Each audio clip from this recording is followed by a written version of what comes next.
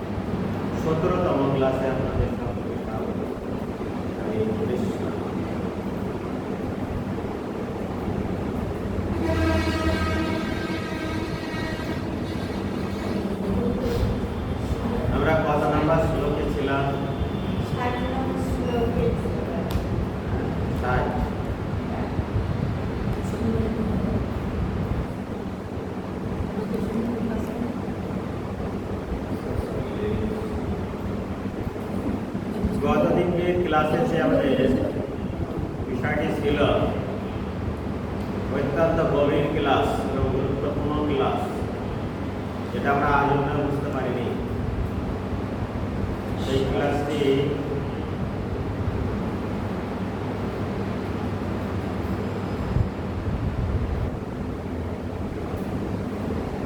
আমরা 18 নম্বর থেকে শুরু করেছিলাম।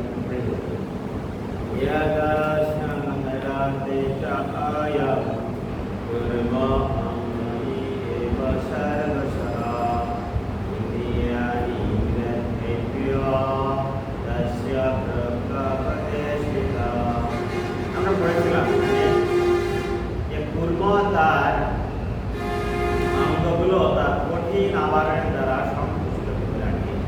ঠিক যখন প্রয়োজন তখন সেই অঙ্গগুলি দ্বারা কাজে লাগায়। ঠিক তেমনই একজন বৈষ্ণব বা স্তূপতিক প্রতিষ্ঠিত ব্যক্তি তিনি কি করেন, তার ইন্দ্রিয়গুলোকে সংযত করে রাখেন পূর্বের মতো। ঠিক যখন প্রয়োজনে পড়ে তখন সেটা ব্যবহার করে থাকে। 59 নং শ্লোকে আমরা পড়েছিলাম বিষয়াপি নিবেদিতন্তে নিরভারস্ববেগেন রসবর্জম রসোপস্য পরম পরম দৃষ্টা নিবর্ততে পড়েছিলাম। এখানে আমরা পেয়েছিলাম যে দেহ বিশিষ্ট জীব ইন্দ্রসুখ ভোগ করে নিবৃত্ত হতে পারে, কিন্তু তবুও ইন্দ্রসুখ ভোগের আসক্তি থেকে যায়। আমরা এখানে উদাহরণ দিয়েছিলাম, কাশ্মীরের উদাহরণ দিয়েছিলাম।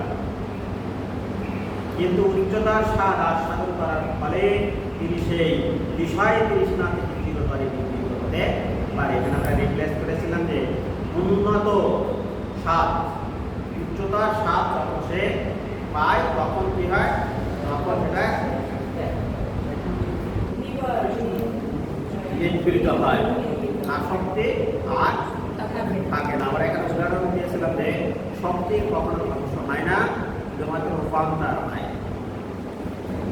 যেমন বিদ্যুৎ শক্তিকে যান্ত্রিক শক্তিতে রূপান্তর করা যায়। হরে কৃষ্ণ। একটু দূরে চলে গেলাম দেখতে পাই, এই সাইডে দূরে চলে গেলে আমার এই ল্যাপটপের জন্য দেখতে পাচ্ছি না। আমরা 60তম শ্লোকে আমরা পৌঁছে গিয়েছি।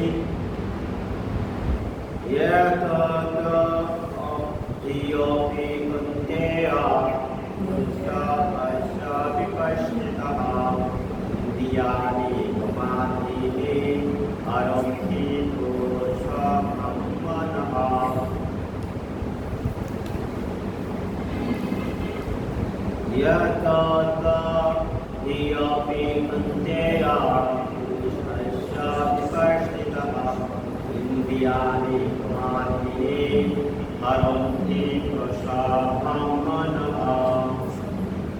প্রসভং মনঃ।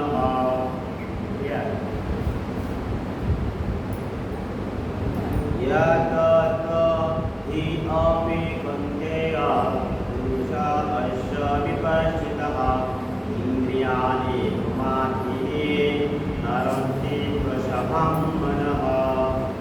क्लियर? श्यामली माता जी क्लियर?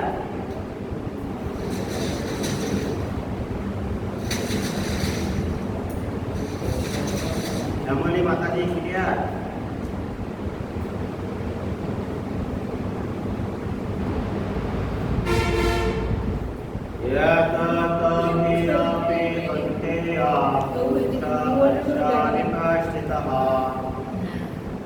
इंद्रियाणि प्रमाणिने हरन्ति प्रसभं मनः। আমরা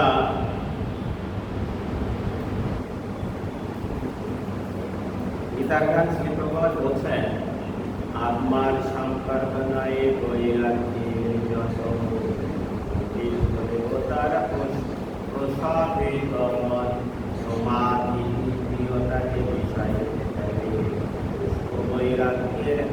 লাগে আগুন কপালে, আগুন কপালে বলছেন যে হে পয়ন্ত, হে কুন্তেয়, ইন্দ্র সম এতই বলবান ও ভোগকারী যে তারা অতি যত্নশীল বিবেক সম্পন্ন পুরুষের মনকেও বলপূর্বক বিষয়াভিমুখে আকর্ষণ করে। হে কুন্তেয়, অর্জুনকে ভগবান শ্রীকৃষ্ণ বলছেন যে ইন্দ্রিয় সমূহ, আমাদের যে একাদশ ইন্দ্রিয় এতই বলবান এবং ভোগকারী, এটা ভোগ হবে না, চিত্ত বিক্ষোভকারী, হ্যাঁ, চিত্ত বিক্ষোভকারী, যে তারা চিত্ত মানে মন, যেগুলো এতই বলবান, এতই চিত্ত আন্দোলিত করে, তারা অতি যত্নশীল বিবেক। আমাদের যে বিবেক এটা অত্যন্ত মার্জিত। এই বিবেক বা পুরুষের মনকে বলপূর্বক বিষয়াভিমুখে আকর্ষণ করে। মনকে যদি আমি বলি ম্যানেজার, ম্যানেজারের আন্ডারে অনেকগুলো কর্মচারী আগে। এখন ম্যানেজারের সকল শক্তি ম্যানেজারের মধ্যে আছে, মালিক তাকে সেই শক্তি দিয়ে থাকে। এটা কর্মচারীকে কিভাবে পরিচালনা করে সেই শক্তি ম্যানেজারকে দিয়ে থাকে, মনকে দিয়ে থাকে। আর সেই মন ইন্দ্রিয়গুলোকে সে পরিচালনা করে। এখন মন তো একজন ব্যক্তি এবং ইন্দ্রিয় আছে একাদশ ইন্দ্রিয়। এই 11 জনকে পরিচালনা করে একাদশ। এখন বলছে যে এই ইন্দ্রিয়গুলো এত শক্তিশালী, এত কর্মচারীরা এত শক্তিশালী যে বিবেকবান পুরুষের মনকে তারা বিষয়ভিমুখে কি করে আকর্ষণ করে। এখন একটা প্রতিষ্ঠানে যদি এখানে একাদশ ইন্দ্রিয় হচ্ছে কর্মচারী, মন হচ্ছে ম্যানেজার, জীবাত্মা আর পরমাত্মা। জীবাত্মা হচ্ছে মালিক আর পরমাত্মা হচ্ছে সরকারি লোক। যত পেরেছেন,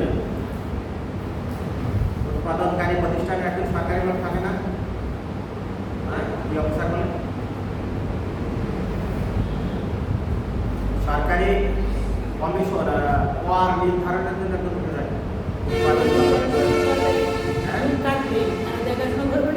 হ্যাঁ, একটা প্রোডাক্ট বের হবে, তাদের সরকারি একটা সিল বসবে, ওইটাই আপনার কর যাবে, ব্যাট যাবে। উৎপাদনমুখী কমিশন, হ্যাঁ না, ওটা সরকারি একজন আয়কর বিভাগের একটা লোক থাকে। সরকার একটা সরকার রাজস্ব করার জন্য ওই জায়গায় একজন ব্যক্তি থাকে, সরকার থেকে দেয় না, বেতন সরকার দেয়। উৎপাদনমূলক প্রতিষ্ঠানে একজন আয়কর বিভাগে একজন লোক থাকে, সরকার বেতন দেয়, সরকারি সরকার একটা প্রোডাক্ট বেরোবে, আয়কর একটা সিল করবে, সেটাই আছে বলে দেবে। আমরা প্রত্যেকটা প্রোডাক্ট ক্রয় করি, কর দেওয়ার পরে তার প্রোডাক্ট বের হয়, ওখান থেকে সিল মারবে, তারপরে প্রোডাক্ট বাইরে বেরোবে।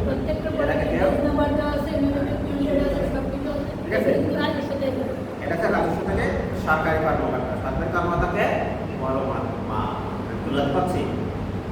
জীবাত্মা মালিক,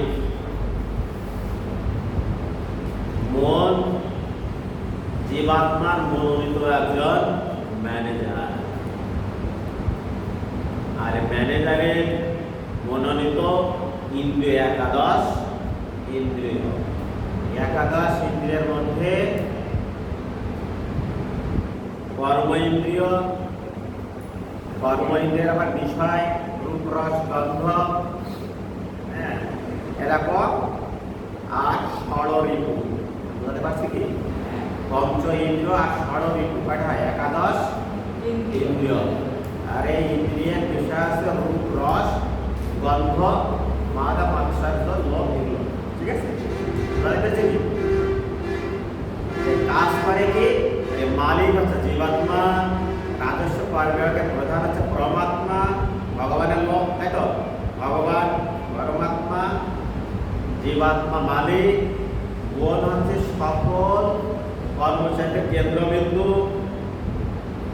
ষড়ঋতু হচ্ছে এক এক বিভাগের প্রধান, ঠিক আছে?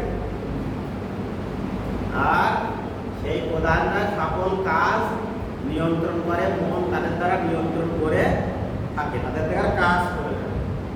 ভগবান শ্রীকৃষ্ণ বলছে এই ষড়ঋতুগুলো তার মনের আন্ডারে যে কর্মেন্দ্রিয়গুলো কাজ করে, ষড়ঋতু কাজ করে, এরা অত্যন্ত বলশীল, এদেরকে নিয়ন্ত্রণ করা খুব কঠিন। ওরা চায় সবসময় মন আমাদের পক্ষে থাক, ম্যানেজার আমাদের পক্ষে কাজ করুক। আর ম্যানেজার কি চায়? আমি মালিকের পক্ষে কাজ করি, ঠিক কিনা? প্রত্যেক মাসে কিনা, হ্যাঁ? কর্মচারীদের ম্যানেজারকে সন্তুষ্ট করা দরকার। ম্যানেজারকে চাই ম্যানেজার আমাদের দিকে থাক, আর মালিক চায় ম্যানেজার আমার মনে আমার দিকে থাক, ঠিক কিনা? ম্যানেজার যখনই কর্মচারীদের দিকে চলে যাবে তখন মালিক ম্যানেজারকে বাধা দেবে, ঠিক কিনা? ম্যানেজারের চাকরি তো ঠিক রাখতে হবে, ঠিক কিনা?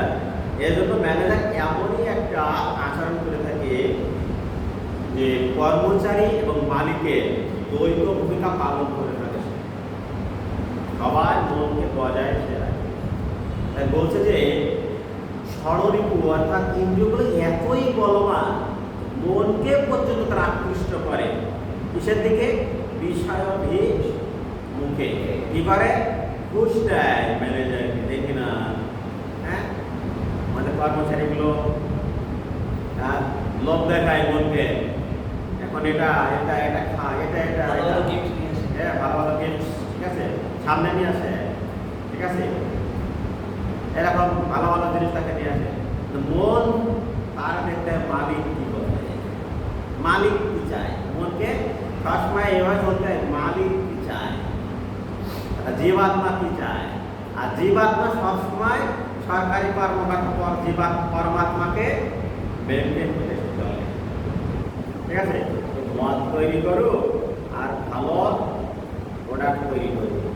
মদের কারখানায় সরকারি কর্মকর্তা থাকে, রাজস্ব বিভাগের একজন, আর যেটা ভালো অনুমোদিত সেই জায়গায় একজন সরকারি কর্মকর্তা থাকে। এখন পরমাত্মার কথা আছে, তুমি যদি মালিক তথা জীবাত্মাকে বলে যে কোনো কাজ করার আগে জীবাত্মাকে পরমাত্মা ইনফরমেশন দেয় বিবেকের মাধ্যমে, বিবেক জাগ্রত করে দেয় এই কাজটা করা ঠিক হবে কি হবে না।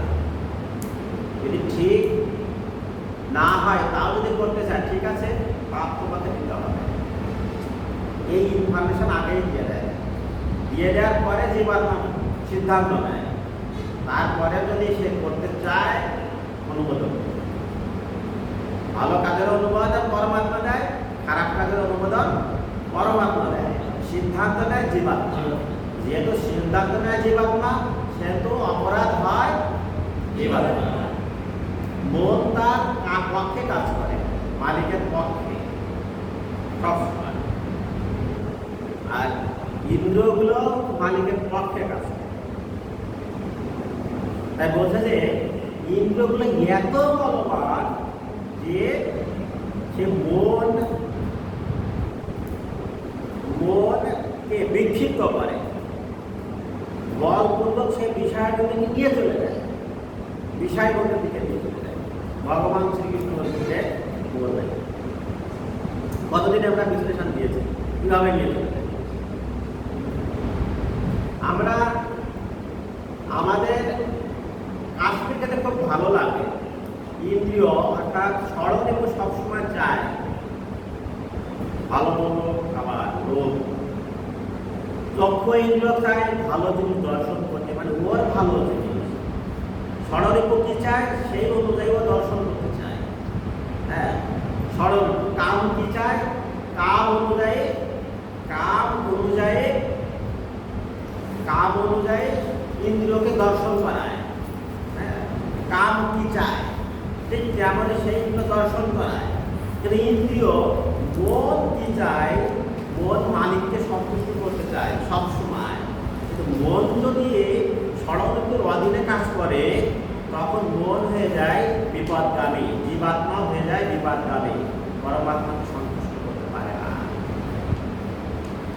জীবাত্মা যদি পরমাত্মাকে সন্তুষ্ট করে চলে তাহলে সবাই আনন্দিত হয়। আর যদি পরমাত্মাকে সন্তুষ্ট করে না চলতে পারে, জীবাত্মা সহ স্বরূপ সহ মন সবাই বিক্ষিপ্ত ভাবে কষ্ট ভোগ করে। কতদিকে দিলাম করে থাকে অবশ্যই। এটা বলছে অনেক ঋষি মনি ঋষি আধ্যাত্মবাদী আছেন যারা ইন্দ্রিয়গুলিকে দমন করতে চেষ্টা করে, কিন্তু ঐকান্তিক চেষ্টা সত্ত্বেও অনেক সময় তাদের সংযমের বাদ ভেঙে যায়। তারা ইন্দ্রিয়ের দাস হয়ে পড়ে। জীবাত্মা যদি ইন্দ্রিয়ের দাস হয়ে যায়, এটা কর্মচারী যা করছে তাই যদি শোনে মালিকের লাভ হবে। হ্যাঁ, কর্মচারীরা কি চায়? বেশি বেতন ভোগ করতে পারে, তাই না? হ্যাঁ, বেশি আরামে কাজ করতে চায় না। ঠিক আছে, এখন মালিক যদি কর্মচারীর অধীনে চলে যায়, সেক্ষেত্রে সেই প্রতিষ্ঠান ধ্বংস হয়ে যায়। ঠিক আছে, মালিক আর মালিক থাকে, কর্মচারী আর মালিক হয়ে যায়। হ্যাঁ, বলছে যে ইন্দ্রিয়গুলিকে দমন করার চেষ্টা করে, কিন্তু ঐকান্তিক চেষ্টা সত্ত্বেও অনেক সময় তাদের সংযমের বাঁধ ভেঙে যায় এবং তারা ইন্দ্রিয়ের দাস হয়ে পড়ে। হ্যাঁ, ইন্দ্রিয়ের দাস হয়ে পড়ে, মালিক কর্মচারী দাস হয়ে পড়েছে। কখন দাস হয়ে যায়? ঘুষ। ঠিক আছে, ঘুষ খেলে মালিক কিন্তু ইন্দ্রিয়ের দাস হয়ে যায়, কর্মচারীর দাস হয়ে যায়। ঠিক না? হ্যাঁ, যখন মালিক কর্মচারীর কাছে ঘুষ খাবে তখন ইন্দ্রিয়ের কর্মচারীর দাস হয়ে যাবে। ঠিক আছে, সেটা তাই কি হচ্ছে, মন যদি ঘুষ খায় তাহলে মন কর্মচারী দাস হয়ে যাবে।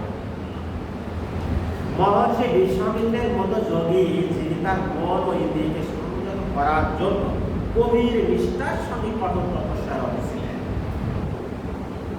তিনিও স্বর্গের অপ্সরা মেনকার রূপে মুক্ত হয়ে কামান্ত হয়ে মনেন্দ্রিয় কামেন্দ্রিয় কামেন্দ্রের দাসত্ব করেছে। কে? মালিক, জীবাত্মা।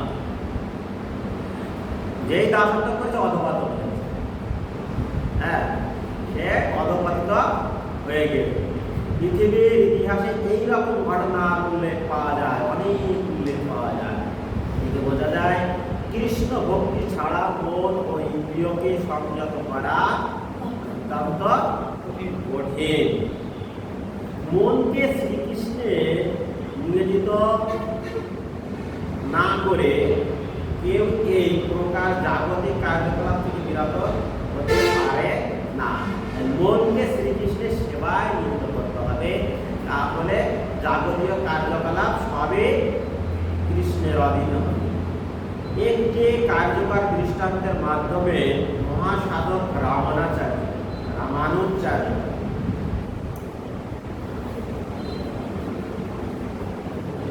যমুনাচার্য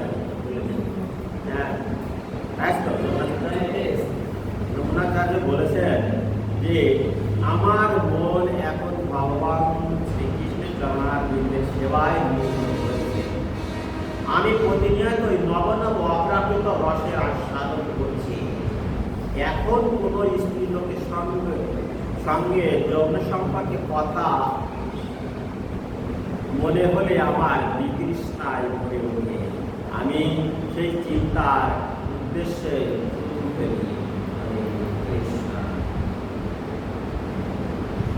এটা যখন উচ্চতর স্বাদ আস্বাদন হয় তখন আমাদের এই বিতৃষ্ণাগুলো আসে। যতক্ষণ না পর্যন্ত উচ্চতর সেই স্বাদ না পাচ্ছে ততক্ষণ পর্যন্ত আমাদের নিম্নতর স্বাদে প্রলব্ধ হবে।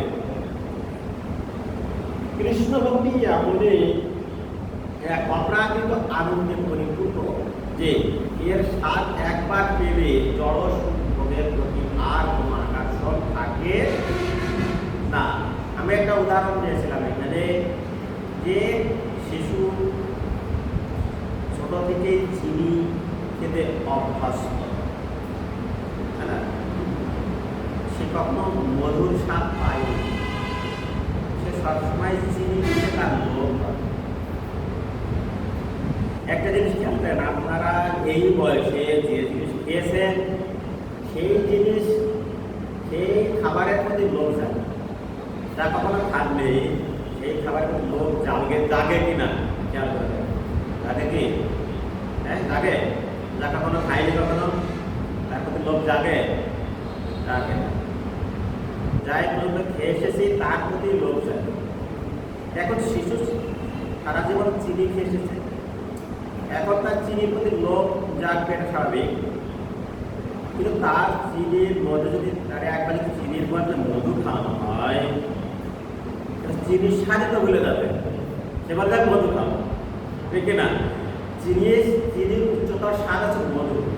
এই এখন আমরা আছে চিনি সারা জীবন খেয়ে এসেছি, এতে আমাদের লোভ বিষয়াসক্তি হয়ে গিয়েছে। এখন যদি মধুর স্বাদ পাই তাহলে আমরা এই স্বাদটা ভুলে যাব। ঠিক তেমনই কৃষ্ণ ভক্তির যে স্বাদ, উচ্চতার যে স্বাদ, সেটা যদি আমরা পাই তাহলে জাড়তা গতির যে স্বাদটি এটা আমরা ভুলে যাব। বুঝতে পেরেছি কেউ? তাই চিনি আর মধুর স্বাদ আকাশ পাতাল ডিফারেন্স। যতক্ষণ না পর্যন্ত আমরা সে অপ্রাকৃত স্বাদ না পাচ্ছি ততক্ষণ পর্যন্ত এই জড় বিষয়ের প্রতি আসক্তি আমাদের থেকেই যাবে। যদি আমরা জোর করে সেই আসক্তিকে আটকিয়ে রাখছি, তারপরে আমাদের ভিতরে সেই আসক্তি জন্মাচ্ছে।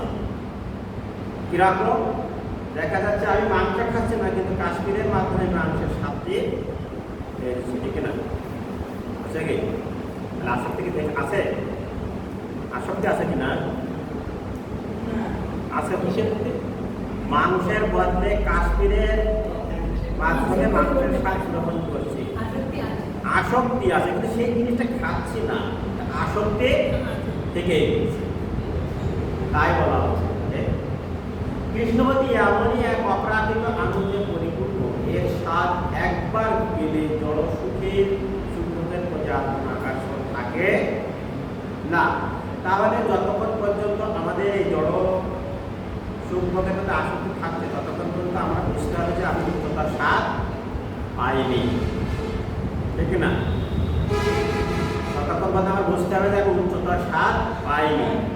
নানা রকম সুস্বাদু খাবার খেয়ে ক্ষুধার নিবৃত্তি হলে যেমন আর আজে বাজে জিনিস খাবার ইচ্ছা থাকে না, তেমনই কৃষ্ণ ভক্তির স্বাদে পরিতৃপ্ত মন আর কিছুই চায় না। আপনি একবার মিষ্টি খেয়ে দেখবেন বা সন্দেশ খেয়ে দেখবেন, তারপরে আর কোনো কিছু করে খাওয়ার ইচ্ছা থাকবে, ভাজা পোড়া যে খাবার সামনে আর ইচ্ছা থাকবে। আপনি একবার দোকানে যান, যতক্ষণ পর্যন্ত সন্দেশ বা মিষ্টি খেয়ে দেখেন, খাওয়ার পরে আপনার মিষ্টির প্রতি ইচ্ছা থাকবে না, অন্য খাবারের প্রতি ইচ্ছা থাকবে।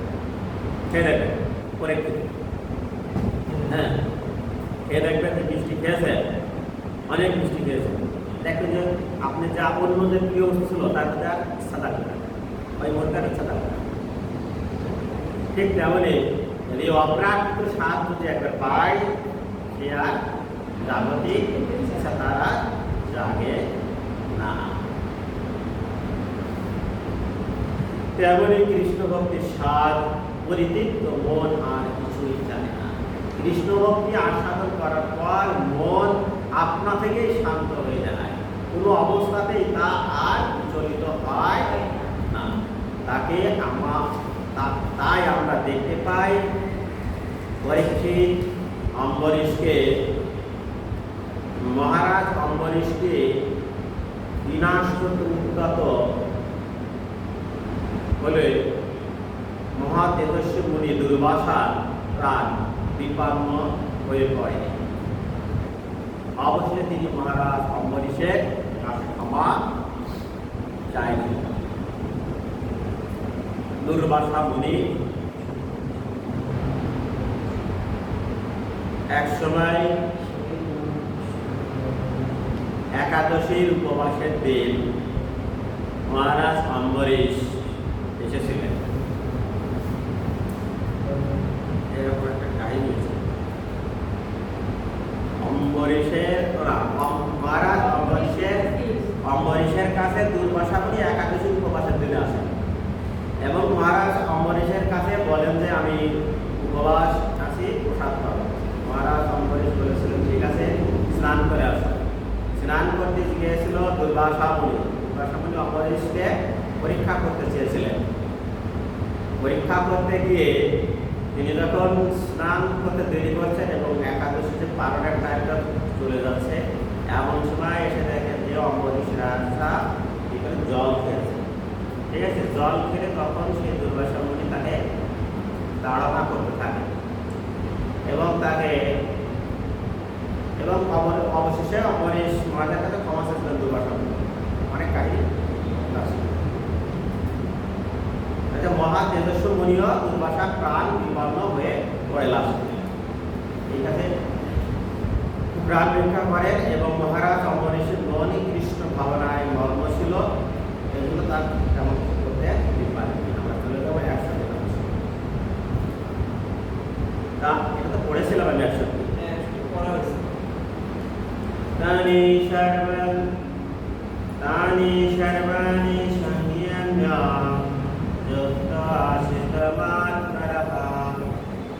ভুল বলেন কেন? একসাথে পারে বশেহি ইয়াশান্দ্রিয়ানি তস্যা প্রকাপদেশিতা তানি সর্বাণি সংজ্ঞা একশিতমাত্পরভা বশেহি ইয়াশান্দ্রিয়ানি তস্যা প্রকাপদেশিতা সুপ্ত আশিতমাত্পরা।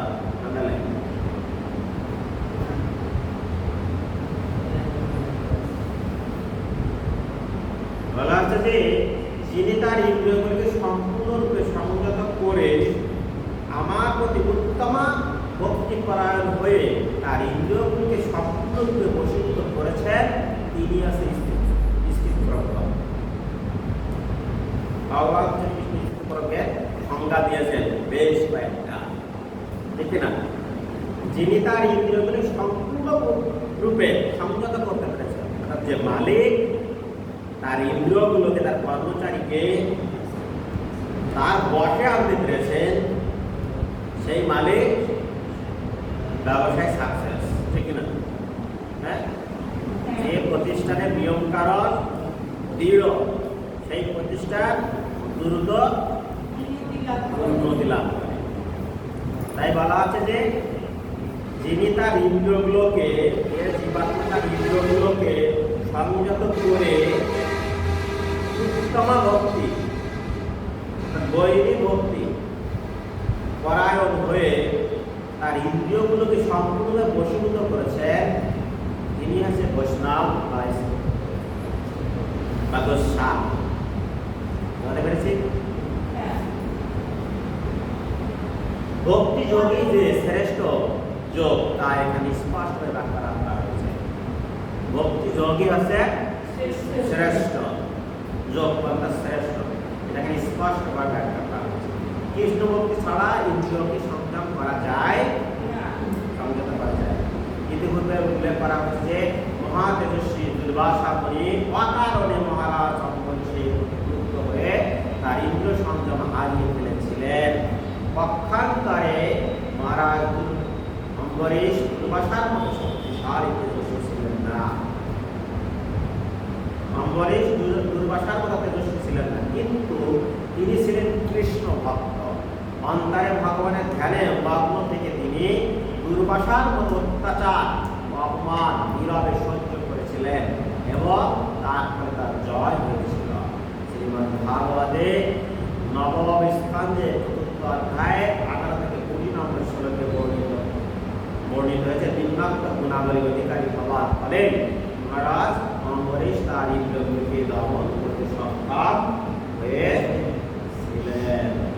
আমরা দেখব মহারাজ অম্বরীশ তার মনকে কৃষ্ণের চরণার বিন্দে ধ্যান করেছিলেন। তার বাণী দিয়ে বৈকুণ্ঠের গুণ বর্ণনা করেছিলেন, তার হাত দিয়ে ভগবানের মন্দির মার্জন করেছিলেন, তার কান দিয়ে ভগবানের লীলাচরণ করেছিলেন এবং তার চক্ষু দিয়ে ভগবানের সচ্চিদানন্দময় রূপ দর্শন করেছিলেন। তার দেহ দিয়ে ভক্ত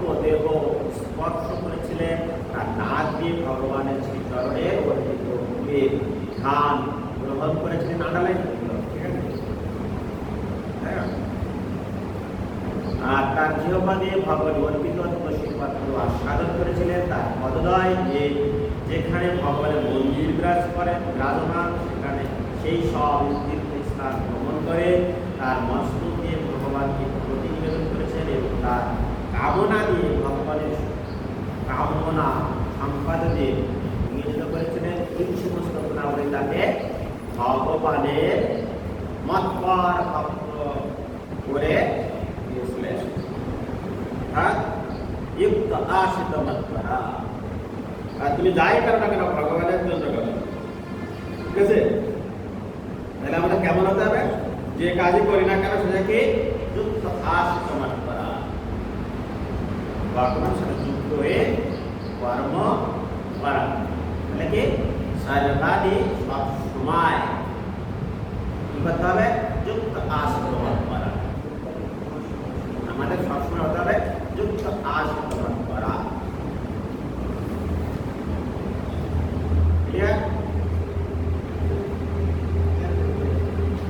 এখানে মতপর শব্দটি খুবই গুরুত্বপূর্ণ।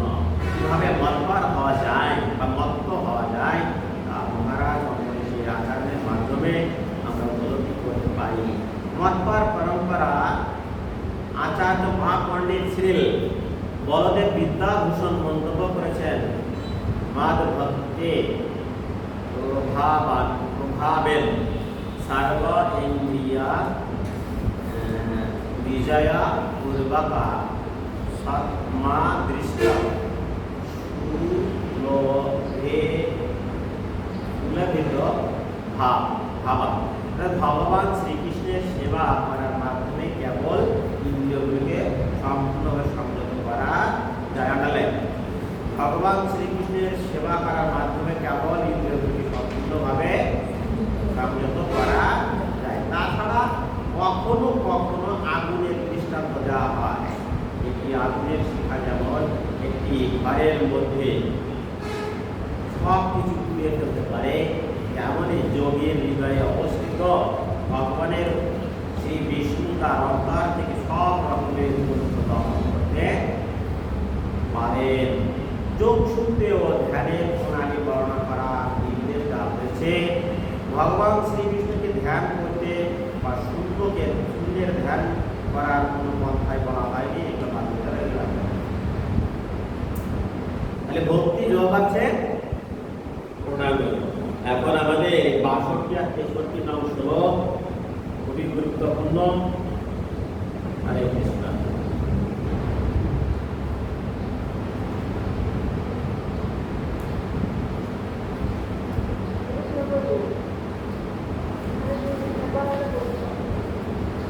বলছেন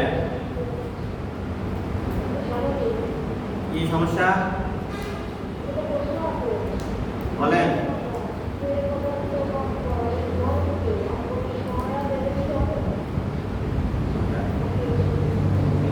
আশিত মাত্রা নাকি সেই কম্পিউটারের লাইনে লাগাই যাবে?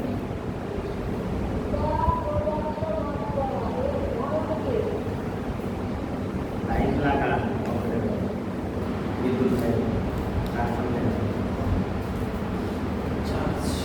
আশিত মাত্রা যুক্ত আশিত মাত্রা। তুমি ভগবানের সেবায় মাত্রায় সেবা করো যুক্ত হয়ে। এখন দেওয়া আছে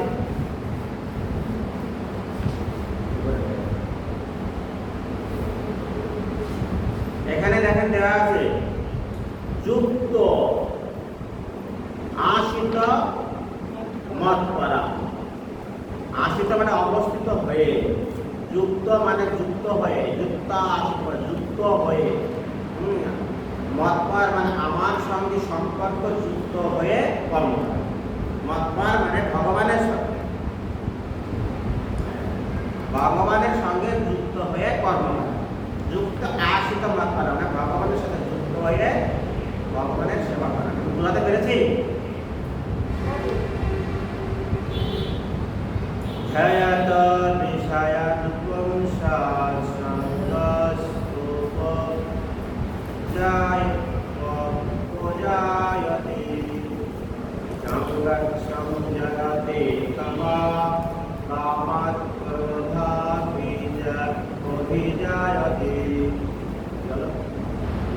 দয়াত বিষয়ান পুংসা পুংসঃ সঙ্গ येषु स्वजायते संघर्षं जायते कामः कामात् क्रोध अभिजायते क्रोधः भवति सम्मोहः सम्मोहात् स्थितिविग्रहः स्थितिभ्रंशः बुद्धिनाशात् प्रनाशते। আমার মনে হচ্ছে আলাদা লাইন দেওয়া লাগবে, প্রজেক্টের আলাদা লাইন দেওয়া লাগবে। এখন সময় কিছু সমস্যা ছিল না, পাওয়ার টাইম পাঠাচ্ছিল না, আলাদা লাইন মানে মাটি না কাটতে পারে, পাওয়ার টাইম পাঠাচ্ছিল না।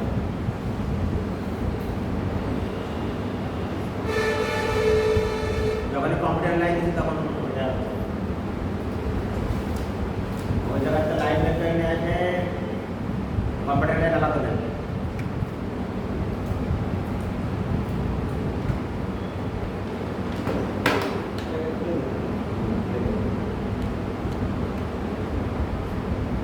ঠিক আছে,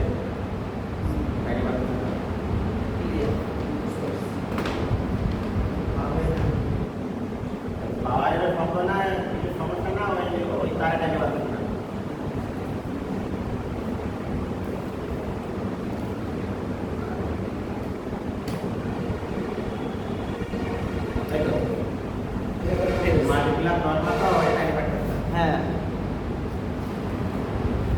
दयत विषयान पुंसः संगेषु उपजायते संगात् संजायते कामः कामात् क्रोध अभिजायते क्रोधात् भवति सम्मोहः सम्मोहात् स्थितिविभ्रमः स्थितिविभ्रमात् बुद्धिनाशात् प्रनाशते। क्लियर?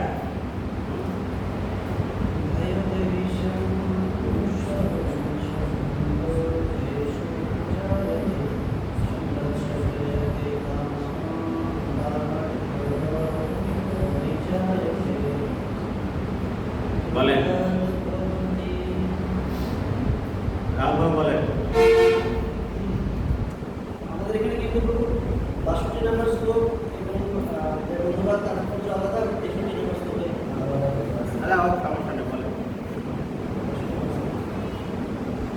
ধায়তে দিশায়ন পুংসঃ সঙ্গতেষু উপজায়তে সংজায়তে কামः কামাৎ ক্রোধ বিজায়তে ক্রোধः ভবতি সম্মোহः সম্মোহাत् স্মৃতিবিভ্রমः স্মৃতিভ্রংশः বুদ্ধিনাशात् প্রনাশতে। হরে কৃষ্ণ।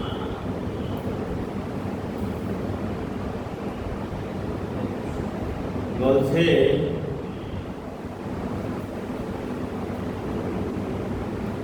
ইন্দ্রিয়ের বিষয়সমূহ সম্বন্ধে চিন্তা করতে করতে মানুষের তাতে আসক্তি জন্মায়। এটুকু কি ক্লিয়ার?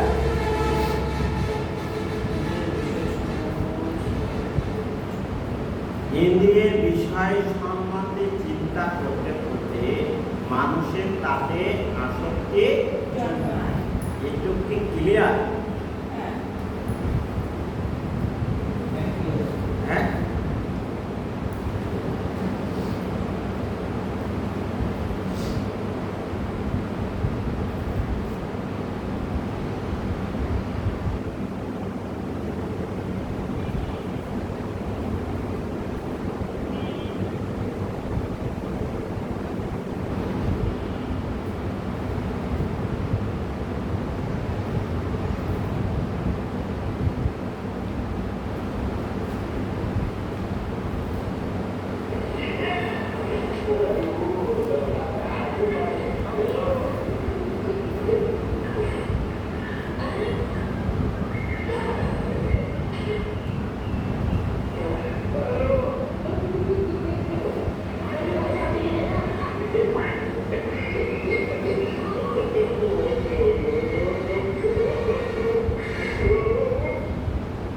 বোঝা যাচ্ছে না, তাই না?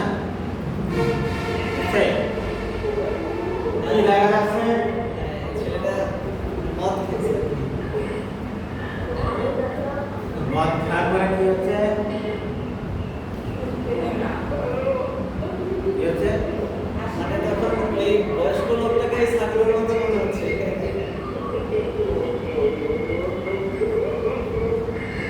স্মৃতি বিভ্রম কাকে বলে?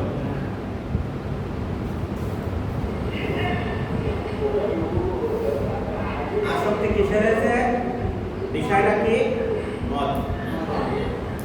তাই তো? আসক্ত হওয়ার পরে কি হয়েছে? স্মৃতি বিভ্রম।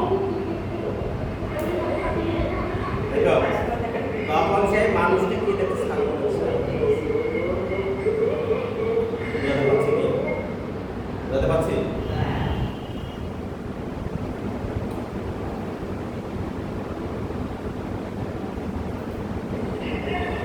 তাহলে বিষয়ের প্রতি চিন্তা করতে করতে, ঠিক আছে, মদ অর্থে বিষয়, চিন্তা করতে করতে খাওয়া ধরেছে, খাওয়ার পরে কি নেশাসক্ত হয়ে স্মৃতি বিভ্রম করেছে, এরকম কল্পনা জগতে চলে গিয়েছে। সে দেখছে যে একটা বয়স্ক মানুষকে, ছাগলের যেমন দাঁড়িয়ে আছে, বয়স্ক মানুষের দাঁড়িয়ে আছে, তার সমাজে সেটা ছাগল তাকে কি খেতে দিচ্ছে?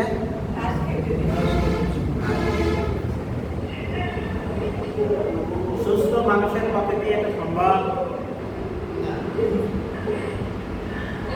তাই আমরা বিষয়ের প্রতি এমন ভাবে মোহিত হয়ে গিয়েছি, কৃষ্ণকে আর কৃষ্ণ বলে বলি না, কি বলে বলি? হ্যাঁ? আমরা বিষয়ের প্রতি এমন ভাবে আসক্ত হয়ে গিয়েছি, যে কাশ্মীরকে মাংস মনে হয়।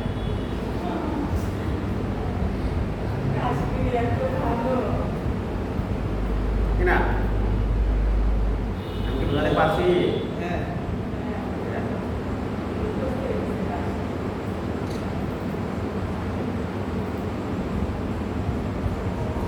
কি বলছে শুনবেন।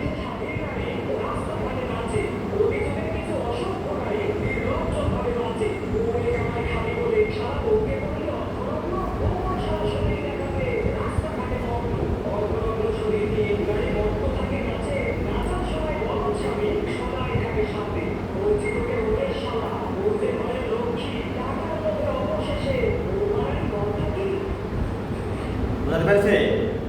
সম্পদে আসক্ত হয়ে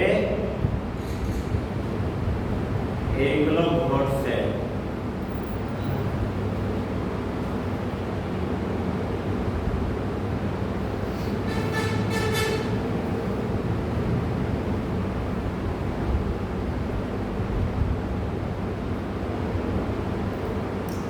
আমরা এখানে পাবো ইন্দ্রিয়ের বিষয় চিন্তা করতে করতে আসক্তি জন্মায়।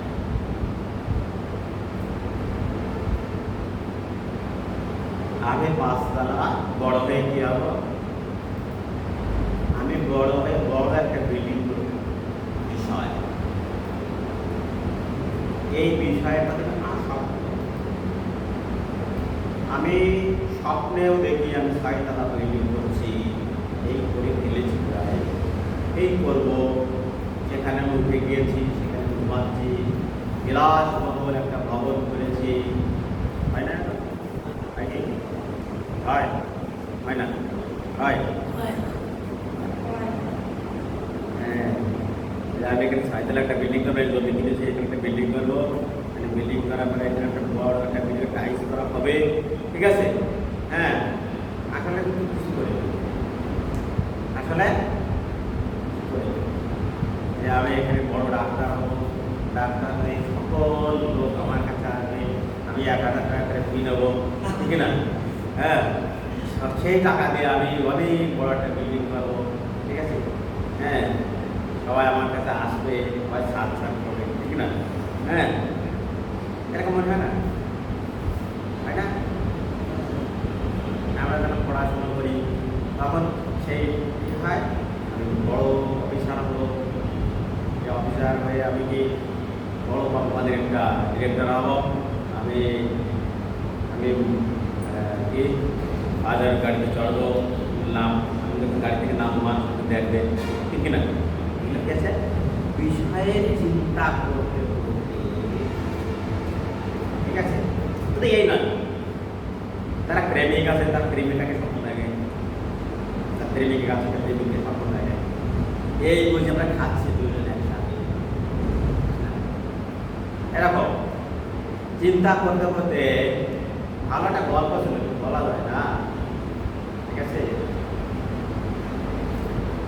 তাই ইন্দ্রিয়ের চিন্তা করতে করতে কি হয়েছে, আসক্তি যখন জন্মাবে, এই আসক্তি থেকে কামের উৎপন্ন হবে। যতক্ষণ না পর্যন্ত ওই সাইডালা বাড়ি না করতে পারছি, তখন পর্যন্ত আমার কিছু না কিছু করতে হবে। তা কি করতে হবে? অর্থ ইনকাম করতে হবে। কিন্তু কীভাবে? আমার সামর্থ্য থাকলে তো আমি কর্মের দ্বারা করলাম, না হলে কী করতে হবে? অন্য কোনো কাজ করতে হবে। কী করতে হবে? যে করে বিপদে যেতে হবে, যে করতে হবে। তাহলে আসক্তি কী করে? ব্যক্তিকে যে কোনো পথে চালিত করে দেয়। কি জন্য? আর সেই প্রাপ্ত বস্তুকে পাওয়া যায়। বুঝতে পেরেছেন? মানে আসক্তি কি করে? প্রথমে চিন্তা, বিষয় সম্বন্ধে চিন্তা করে, চিন্তা কি করে? আসক্তিতে পরিণত করে। আর আসক্তি কি করে?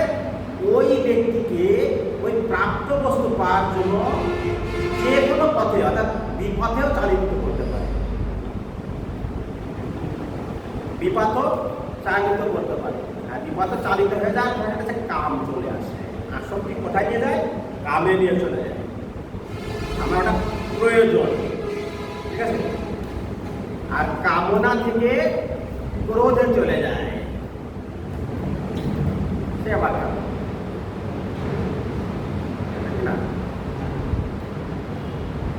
আমি কামনা করছি আমার 500 টাকা দরকার, আমি ওখান থেকে 500 টাকা পাবো, চুরি হোক, চুরি, আমি ওখান থেকে 500 টাকা পাবো, মানে 500 টাকা আছে, কিন্তু আমাকে ওকে বাধা সৃষ্টি করছে, তোমার বেড়ে যাচ্ছে, আচ্ছা কিনা? আমার তারপরে 500 টাকা তা বাধা সৃষ্টি করছে, তাহলে তার প্রতি প্রণোদিত হতে হবে, তাকে বাধা সৃষ্টি করতে হবে। হ্যাঁ, তারা কীভাবে সরানো যায়, ঠিক না? তাহলে আমার কি করছে? কামনা চলে আসছে, আমার ওইটা প্রাপ্য পাবো, আমি ধরে নিয়েছি ওইটা আমার, কিন্তু আমার না, ঠিক আছে? কামনা কি করছে? ওটা আমার, তাহলে ওটা আমার নিজে যে বাধা সৃষ্টি করছে তাকে আগে সরাতে হবে। সেটা ক্রোধ চলে আসতেছে, মারামারি, ঝগড়া, ঠিক আছে, হাতাহাতি চলে আসছে। এই জায়গা থেকে চলে আসছে কোথায়? জেলখানা, ঠিক আছে, রক্তারক্তি, হসপিটাল, কোথা থেকে চলে আসছে? কামনা থেকে ক্রোধে যখন যাচ্ছে। যখন ক্রোধ ওই প্রাপ্ত বস্তু পাচ্ছে না, বাধা প্রাপ্ত হয়ে ফিরে আসছে, তখন চলে আসছে ক্রোধ থেকে সম্মোহ। কোথায়? বাধা প্রাপ্ত হয়ে যখন গেল, তখন সম্মোহ মানে ব্যর্থতা, ব্যর্থ হয়ে মানুষ কি করে? আত্মহত্যা করে, মদ খায়, ওই যে মদ খাচ্ছে, ঠিক আছে? ব্যর্থতা হয়ে মানুষ আরো কঠিন কোনো পদক্ষেপ নেয়, পৃথিবী কাঁপতে পারে তার না চায়, ঠিক না? হ্যাঁ, পৃথিবী ধ্বংস করে দেবো। কোথা থেকে আসে? ব্যর্থতা। কোথা থেকে? সম্মোহ। সম্মোহ থেকে স্মৃতিবিভ্রম। কি হচ্ছে? দ্রোণাচার্য কি বলল? হে বাসুদেব, আমার পুত্রকে যে হত্যা করেছে, যে সন্তান আমার কি ছিল ভবিষ্যতের আধার, কিন্তু আসলে কিন্তু অশ্বত্থামা মারেনি। অশ্বত্থামা ইতিবাস হত হয়েছে। এই কথা যখনই শুনছে তখন তার সন্তানের প্রতি এত মোহ ছিল, মোহ হয়ে তিনি কি করছে, আমি সমগ্র পৃথিবীতে ধ্বংস করে দেবো। ব্রহ্মাস্ত্রকে আমার স্মৃতি বিভ্রম পাগলের মতো স্মৃতি বিভ্রম করে গিয়েছে, বুদ্ধিনাশ, তাই জ্ঞান হারিয়ে ফেলায়। আসলে এই যে কি করব সেটা করা ঠিক হচ্ছে কি না হচ্ছে, এই জ্ঞান তার থাকে না, তখন কি হয়, আর বুদ্ধি নাশ যখন হয় তখন সর্বনাশ, তার ধ্বংসপ্রাপ্ত ঘটে। হ্যাঁ, 6 মিনিট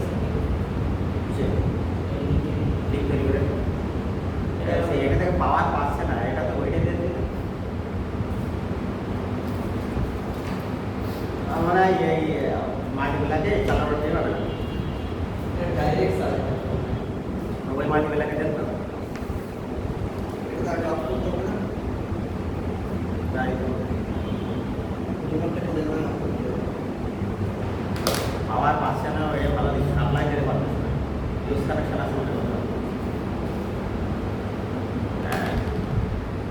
তাহলে কি আছে, আমার ইন্দ্রিয়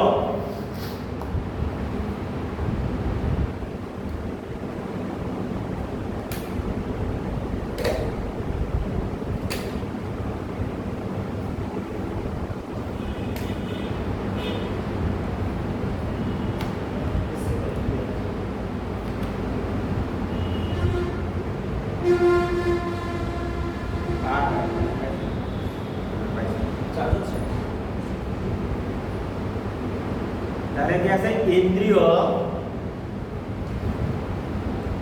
চক্ষু ইন্দ্রিয়, আমরা ধরে নিই চক্ষু ইন্দ্রিয় দেখতে চাইছে। কি দেখতে চাইছে, তার প্রিয় বস্তু। এখন সে প্রিয় বস্তু অনেক দূরে, প্রিয় ব্যক্তিকে দেখতে চাইছে, প্রিয় ব্যক্তি অনেক দূরে, বুঝতে না? এখানে কেমন ছেড়ে, কি করবো, কেমন ছেড়ে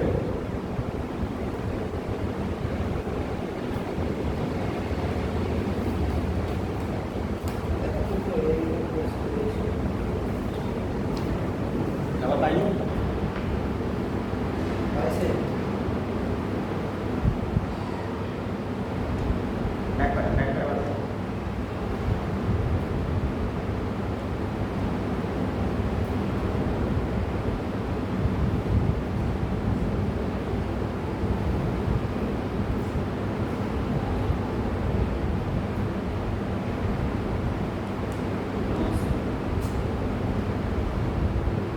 না টাকা বলা চলে,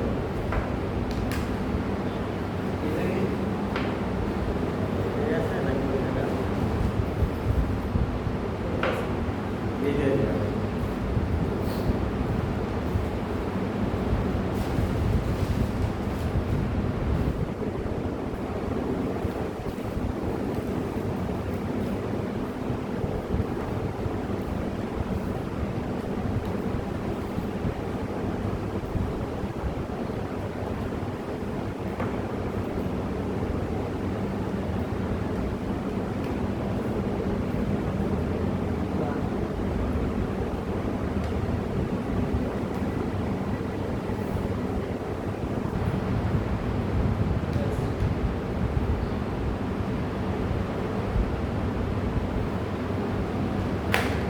এই যে ইন্দ্রিয়ের বিষয়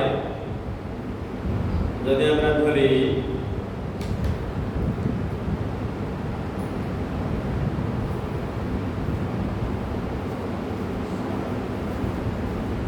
রসগোল্লা রসগোল্লা আছে ইন্দ্রিয়ের বিষয়। জিহ্বা ইন্দ্রিয় চেয়েছে রসগোল্লা খেতে। সে চিন্তা করছে তাহলে ইন্দ্রিয়ের বিষয় কি? রসগোল্লা সম্পর্কে চিন্তা করতে করতে, অর্থাৎ মন্দিরে এসে দেখে গেছে যে রসগোল্লা খুব ভালো লাগে, একটা খেয়েছে, তার ওই রসগোল্লার প্রতি লোভ হয়েছে, ভালো করে বুঝতে হবে। এখন রসগোল্লা দরকার, চিন্তা করছে রসগোল্লা কোথায় পাই। চিন্তা করতে করতে মানুষ তাকে করতে রসগোল্লার প্রতি আসক্ত হয়ে গিয়েছে। আসক্ত হয়ে যাওয়ার পরে টাকা তো নেই, এবার কি হবে? কাজ করতে হবে। তাহলে কি কাজ? এর ভাটায় চলে গেলাম, কাজ তো পারি না, ঠিক আছে। কাম কি করছে? কাজ তো পারছি না, কাজ তো আমাদের কেউ দিচ্ছে না। তখন আমরা রাগ হয়ে যাচ্ছে, আমাকে দেখে ছোট মনে হয়, কাজ পারি না তাই মনে হয়, কাজ হতে পারি না। কাজ আমি নিয়েছি, আমাকে দিয়েছে, কাজ তো পাচ্ছে না, ম্যানেজার আমার কথা রেগে উঠেছে। তখন আমার কি হয়েছে? আমার তো দরকার টাকা, কাজ তো মেন শোনা, তাই না? ম্যানেজারের সাথে আমার গ্যাপ দাম হচ্ছে, তখন ক্রোধ চলে গেলাম। তাহলে ক্রোধ বেড়ে গেলে ম্যানেজারকে মারলাম, মেরে গেলাম, ম্যানেজার আমার পুলিশ দিয়ে দিল, পুলিশকে চলে গেলাম কোথায়? কেস কামাতে চলে গেলাম, ঠিক আছে। ক্রোধ আমার নিয়ে গেল, এবার কি হলো? সুস্থ হয়ে নি, তারপর ম্যানেজারকে দেখছি, হ্যাঁ। এবার কি সারাদিন ওই ম্যানেজারের স্বপ্ন দেখি, ম্যানেজারকে কীভাবে, ম্যানেজার তো আমার কত সহজ না। ম্যানেজার স্বপ্ন হয়ে স্মৃতি বিভ্রম, ম্যানেজার যাকে সেই যে জায়গায় যায় সে জায়গায় দেখে ম্যানেজার, তারে দেখে ম্যানেজার, হ্যাঁ। এমনকি মারামারি করতে করতে সারা জায়গায় মারামারি খালি দেখবেন ম্যানেজার, স্মৃতি বিভ্রম হলে এরকম। একজন প্রেমিকা সবসময় দেখে যে ওর প্রেমিককে দেখে গেলে সবার মধ্যে ওই একজনকে দেখে, আর কাউকে দেখতে পারে। এটা কি আছে? সব প্রমাণ করা যায়। হ্যাঁ,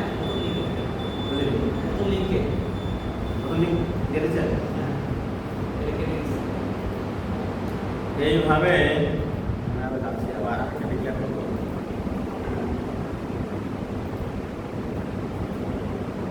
ওপেন